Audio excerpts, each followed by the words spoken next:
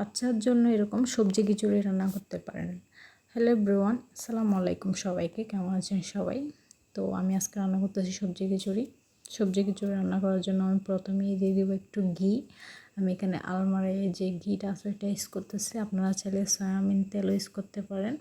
ঘিটা দিলে একটু ফ্লেভারটা ভালো লাগে, বাচ্চাদের জন্য ঘিটা অনেক ভালো, তাই আমি অ্যাড করি। তো তারপর নিচ্ছিলাম সবজির মধ্যে নিচ্ছি গাজর, বরবটি, মিষ্টি কুমড়া, একটা পেঁয়াজ আর কয়েক টুকরো রসুন।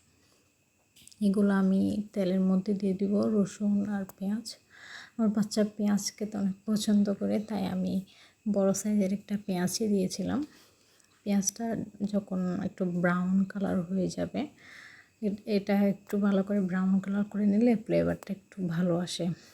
তো আমি মাঝের মধ্যে এরকম সবজি দিয়ে খিচুড়ি রান্না করে দেওয়ার ট্রাই করি।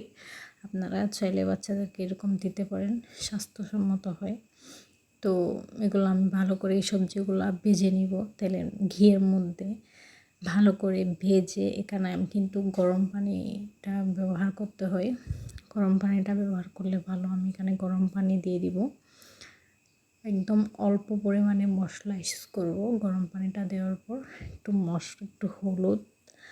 হলুদ অ্যাড করব, আর এখানে আর একটু মশলা ইউজ করব।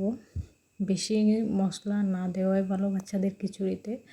অল্প আইটেম দিয়ে অল্প মশলায় রান্না করে দিলে বেশি পুষ্টিকর আমার মনে হয়, পেটের সমস্যাও হয় না। তো এখানে আমি আমার বানানো সব কিছু মিক্সার একটা মশলা দিয়েছিলাম। তারপর গরম পানি দিয়ে আবারও স্বাদ মতো লবণ দিয়ে একটু ডেকে রাখবো। 5 মিনিট পর এটা রেডি, মজাদার সবজি খিচুড়ি। আপনারা চাইলে বাসায় বাচ্চাদের এভাবে কয়েকটা সবজি দিয়ে বাসায় বানিয়ে নিতে পারেন এরকম সবজি খিচুড়ি। ধন্যবাদ সবাইকে, ভালো লাগবে পেজটি ফলো করবেন।